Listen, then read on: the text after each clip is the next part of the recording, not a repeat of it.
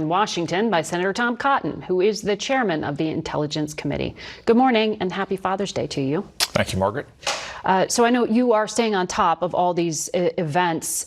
When it comes to what President Trump has said publicly, he seems to be indicating not just that the U.S. had nothing to do with the attack on Iran, but he's saying this is not America's fight unless Iran hits the U.S. Should it be such a bright line?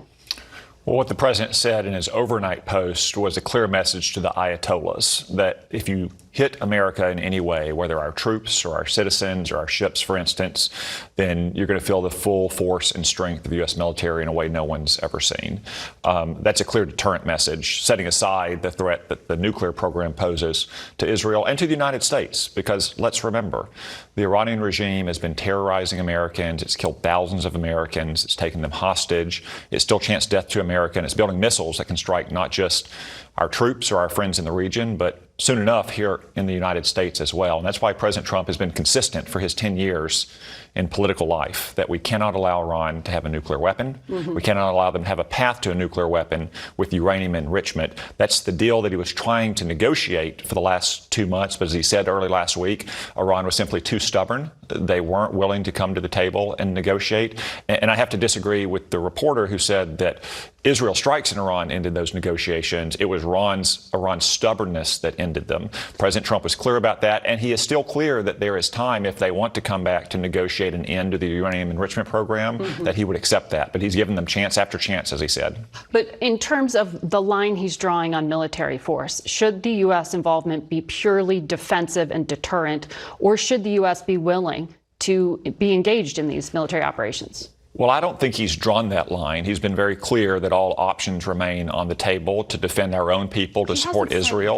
But he said that for 10 years, and he said it for months leading up to this moment. He said that Iran can make a deal and live happily without death, or there will be bombing. So I think he's appropriately kept all options on the table. He made clear in the early days of this conflict on Thursday night and Friday morning that we back Israel to the hilt. There's almost 700,000 Americans in Israel at any time, so of course we're going to protect Israel, and that we have the best military technology in the world. And he said that he has proudly provided Israel with those weapons, both in his first term and in this term as well. So we back Israel to the hilt all the way, but he's appropriately keeping all options on the table. But he's emphasizing again and again, this isn't us. This isn't America. This isn't an American operation. So far in this operation, we have not been involved in offensive strikes. We've been involved in other ways through our provision of Israel with weapons over the years, or our defense of Israel and its citizens and our citizens in Israel. Now, he has said his objective remains the same, which is Iran's nuclear disarmament. And he has said that that can happen still through a deal.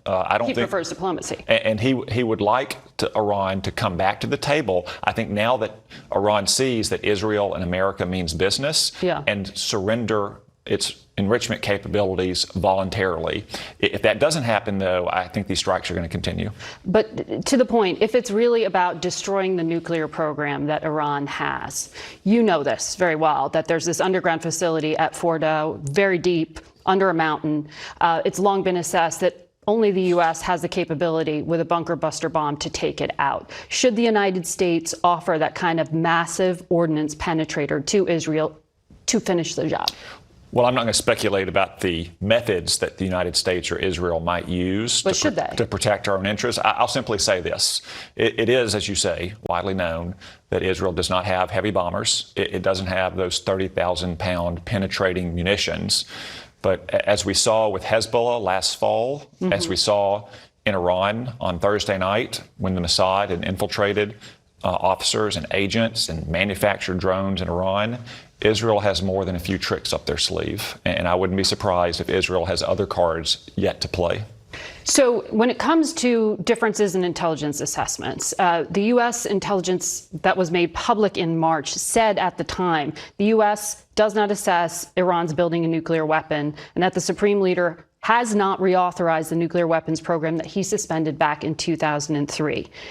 Was there more recent U.S. intel sharing or intel indicating that there was some kind of sprint for a bomb? Because that seems a very different assessment from what Israel's claiming. Well, unfortunately, Iran enriched a lot of uranium to near weapons grade over the 4 years of the Biden administration. But that's not weaponization. They are close to having enough pure weapons grade uranium for several weapons. Now, that's not the only step to having a weapon. You also have to have the weapon design. We've seen indications that Iran is once again exploring those weapon designs. And then if you want to use a missile, obviously you have to marry up the warhead to the missile, but Iran has other delivery methods as well through terrorist proxies. So I think that's one of the reasons why both President Trump and Prime Minister Netanyahu thought things that were coming to a head. A second reason is Iran is rapidly producing ballistic missiles, both medium range to target Israel and short range to target our troops. And they add substantially to those stockpiles every single month.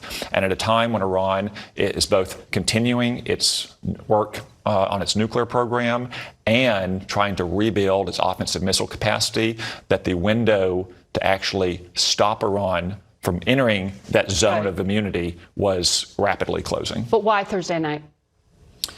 There seems to be a difference in this idea of a sprint. Well, as President Trump said on Friday morning that he had given Iran 60 days to make a deal, and that was day 61. Talks on day 63. You know that. I mean, this wasn't really a hard deadline.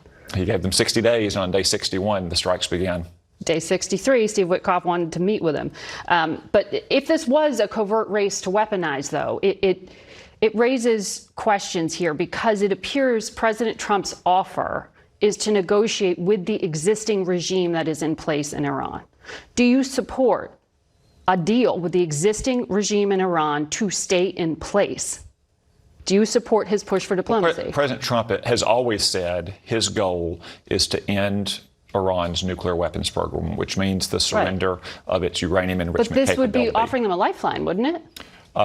Well, it would be protecting our interest and securing Israel's interest as well in Iran not having a nuclear weapon. We've seen what happens when they don't have nuclear weapons. They're deliberately targeting civilian areas in Israel. We've seen their campaign of terror against Americans over the decades. That's why we can't allow them to have a nuclear weapon. And presidents have said, for 20 years, presidents have said that.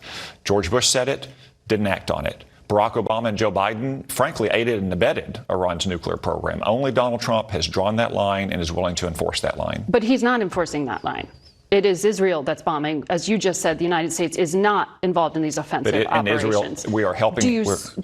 Do you share the president's assessment that the way to finish this is through negotiating with the existing regime that the Israelis have called for the Iranian people to rise up against? I think there's multiple ways to eliminate Iran's enrichment capability.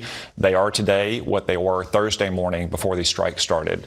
As the president has said repeatedly, they can make a deal or there's going to be bombing. I want to move to some domestic issues, but very quickly, I know in the past you have said that former officials who have a direct threat against them from Iran should continue to receive security. President Trump pulled it.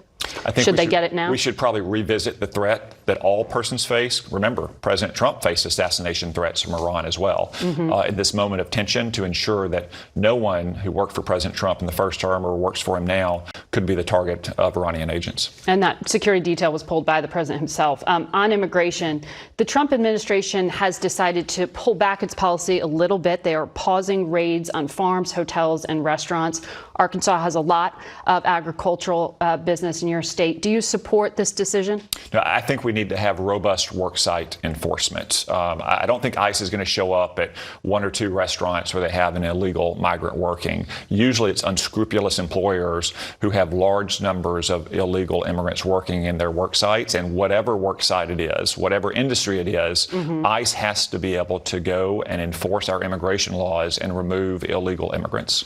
But the president has pulled back from that. That was the change in policy this week when it came to farms. I don't think we should pull back to on any kind of enforcement at all. I think worksite enforcement in all industries needs to be able to move forward, and I think ICE agents on the front lines need the support of political leadership.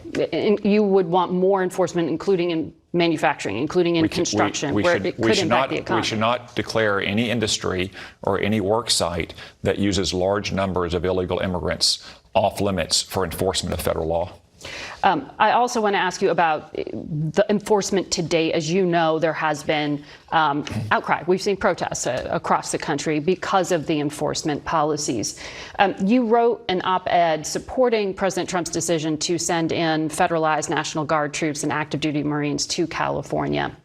You referred to it as the threat from the radical left, an overwhelming show of force to end the riots, and talked about communities being terrorized. Given the amount of tension in the country right now, is that really the language to use? Yes, when you see left-wing street militias who are throwing bricks and frozen water bottles at police officers and shooting them with fireworks, and unfortunately you have mayors and governors in some places that won't allow police to maintain order, the next step is to call in the National Guard. And if the governor won't call in the National Guard, then the president has to federalize them. We always hope that the local police are allowed to do their job and have sufficient numbers to do their job to maintain order and protect innocent life and property. But if they can't or they're not allowed to, the National Guard has to be on scene to restore civil order. LAPD says they were handling when things turned violent yesterday. They fired rubber bullets, but they said they had it under control. The LA police chief said last weekend that his forces were overwhelmed and they couldn't manage the situation. Senator Cotton, thank you very much for your time today. Face the Nation will be back.